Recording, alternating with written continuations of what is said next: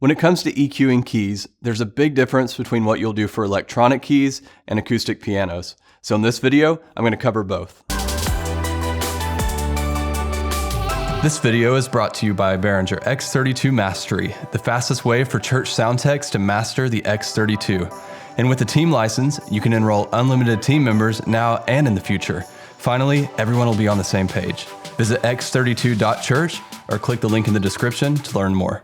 The tips I'm about to go over actually came from a good friend of mine, James Wassam. He's the author of Great Church Sound, a book I highly recommend picking up on Amazon. I'll include a link in the description. All right, let's start with EQ for keys and synthesizers. Electronic keys don't often need a lot of EQ, but you can fine-tune the sound by adjusting a few fundamental frequency ranges. Keys and synths tend to get a bit muddy in the 400 to 600 Hz range, so use a peaking filter with a Q value around 4 in this area to clean up the sound, especially when it's layered with other instruments. And if you need the sound to cut through the mix, try boosting slightly in the 1 to 2 kHz range. Or you may even need to cut a little in this area to make room for other instruments.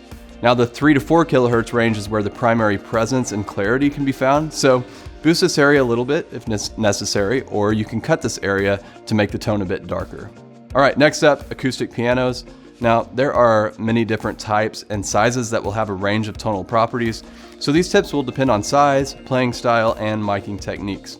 Pianos can tend to be really boomy in the 100 to 200 Hz range, so the best way to fix this problem is with a low shelf filter at about 200 Hz and cut 3 to 6 dB.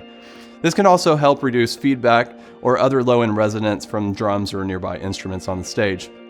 Now you can brighten the tone and help the piano cut through the mix by using a peaking filter in the 3 kHz range with a Q value around 4 and applying a slight boost. Now keep in mind, too much emphasis in this range can exaggerate distracting elements like damper and string noise. Now when you're adding an EQ, don't forget to experiment with the Q value. A lower Q value will give you a smoother frequency response and blended tone, whereas a higher Q value will give you greater control over the frequencies that you do and don't want to cut. It just takes a bit of time and close listening to find the sweet spot. Now, if you find yourself overwhelmed with EQ, James Wassam and I created a course just for you. Get everything you need to know and nothing you don't to feel comfortable and confident as you're adjusting those EQ filters. Learn more about our EQ crash course at collaborateworship.com/EQ. I'll also include a link in the description. And if you have questions, drop them in the comments. I'd be glad to answer. And if you'd like to see more videos like this, give me a thumbs up to let me know. And if you haven't already, be sure to subscribe to our channel and ring the little bell so that we can let you know when a new video comes out. I'll see you next time.